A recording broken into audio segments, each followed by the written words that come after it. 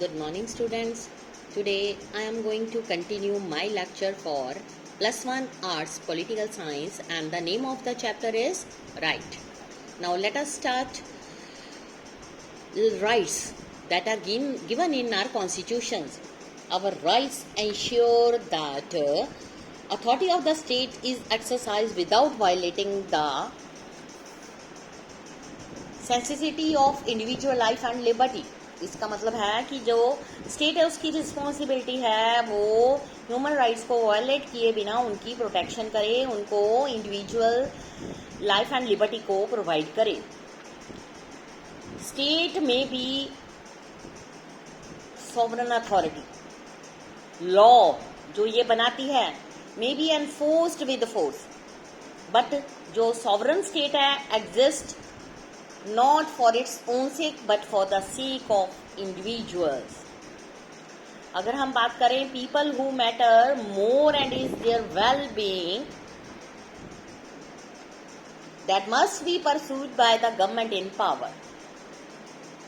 जो रूलर होते हैं they are accountable for their actions and must not forget that law exists to ensure the good of the people. So it is the responsibility of the government to protect the rights of every individuals that are given in our constitution. Now let us start with the another topic, kinds of rights.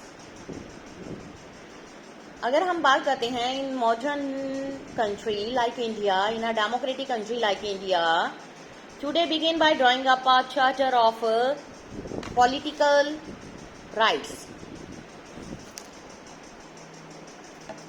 जो political rights होते हैं that are given to the citizens, like right to equality, all are equal before law, right to participate in political process. So they include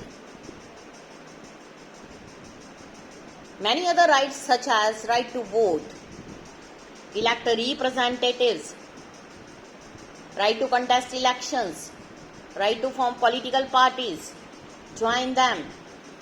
जो political rights होते हैं they are supplemented by civil liberties. अगर हम बात करें जो political rights हैं they are referred to the right to a free and fair trial, the right to express one views freely, the right to protect express in a decent way collectively, civil liberties, political rights that are basis of democratic system, and these rights are the basis of democracy government. But as it was mentioned before, rights aim to protect the well-being of the individual. Political rights जो होते हैं they contribute to it by making the government accountable. Means किसके सामने accountable? To the people, by giving greater importance to the concerns of the individual over that of the rulers, and ensuring that जितने भी persons होते हैं have an opportunity to influence the decision of the government. अगर हम बात करें rights of political participation, so these rights can only be exercised fully when our basic needs, हमारी basic needs हैं food, clothes and shelters. उसके अलावा कुछ और basic needs होती हैं like health.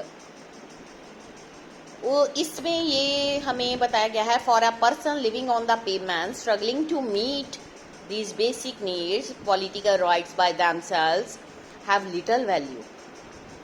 उनको इग्नोर किया जाता है. दे रिक्वायर सर्टन फैसिलिटीज, क्योंकि जो उनकी लाइफ होती है that life is full of struggle.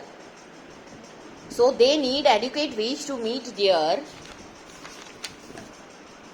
Basic needs, responsibilities and other reasonable condition of work and wages according to their work.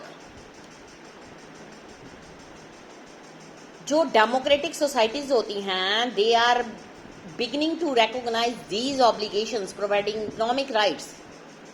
कुछ कंट्रीज होती हैं जहां पर citizens particularly those with low incomes उनको हाउस प्रोवाइड किए जाते हैं, फ्री मेडिकल फैसिलिटीज प्रोवाइड की जाती हैं. ये रिस्पॉन्सिबिलिटी होती है स्टेट की.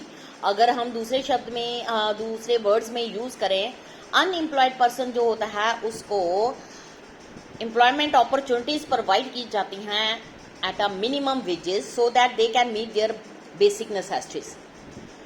इन इंडिया जो गवर्नमेंट है उसने रिसेंटली इंट्रोड्यूस किया है rural employment guarantee scheme, NREGA जिसको कहा जाता है, under which the unemployed person in a rural area receive the work within 100 days. ये एक ऐसा स्टेप है that was introduce by the government to other measures to help the poor. इसके अलावा addition to political and economic rights, more and more democracies जो हैं उनको recognise किया जाता है for the cultural claim of their citizens. The right to have primary education in one's mother tongue, the right to establish institution for teaching one language, culture, these are today recognized as being necessary for leading a good life. So जो government है यहाँ पर हमारे पास list of rights हैं जिनको steadily increase किया गया है इन ए डेमोक्रेटिक कंट्री में. लेकिन फिर भी कुछ राइट्स होते हैं जैसे right to life, liberty, equal treatment, ठीक है, राइट टू पॉलिटिकल पार्टिसिपेशन, ये हमारे बेसिक राइट्स हैं जिनको प्रायोरिटी दी गई है. कुछ ऐसी कंडीशंस होती हैं जो हमारे लिए बहुत ही ज़्यादा नेसेसरी हैं for leading a decent life. इनको जस्ट रिकॉग्नाइज किया गया है एज जस्टिफाइड क्लेम्स और right. Now let us start with other topic, rights and responsibilities. क्या होती हैं राइट्स जो हैं उसमें अगर हम बात करें दैट मीन्स ऑब्लिगेशंस होती हैं upon the state to act in a certain way. So इस बात को इंश्योर करने के लिए सस्टेनेबल डेवलपमेंट की जरूरत है.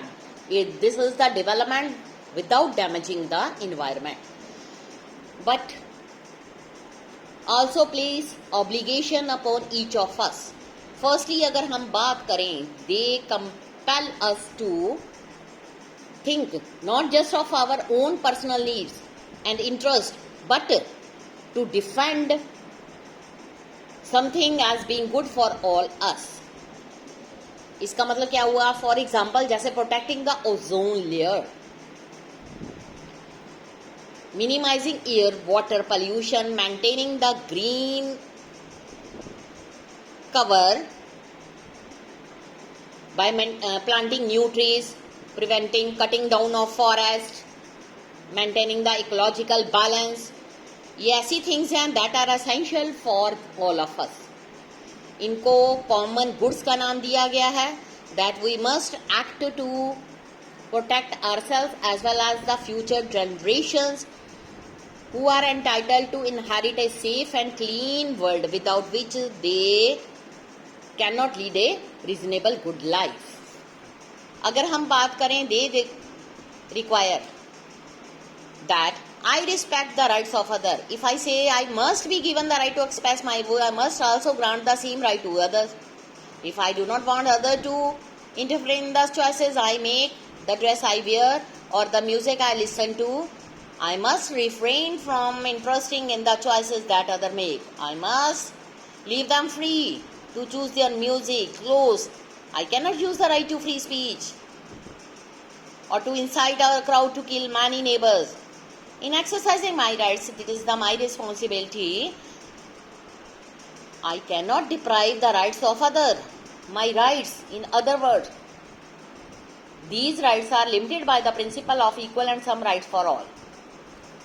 Next, we must balance our rights when they come into conflicts. My right to freedom of expression जो है मुझे allow करता है कि take pictures.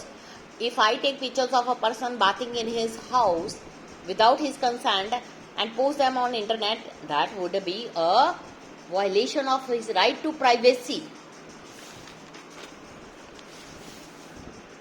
सो अगला है कि जो सिटीजन्स हैं must be vigilant about limitations which may be placed on their rights.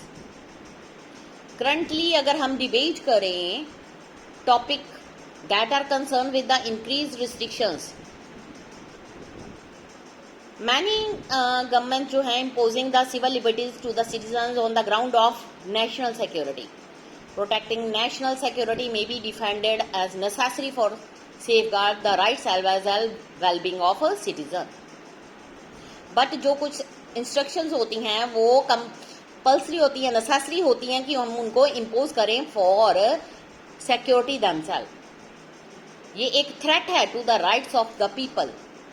क्या ऐसी चीजें थ्रेट बनती है? No, it is necessary for our country to protect the security of other people.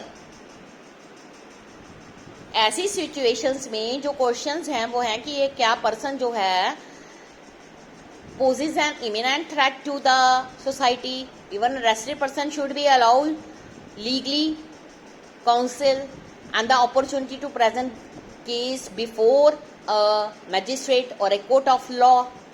So ये बातें हमें बताती हैं we need to extremely conscious about getting government power which could be used to curtail the civil liberties of the individual, ताकि वो अपनी powers का misuse ना कर सकें। गवर्नमेंट जो हैं वो एक ऐसा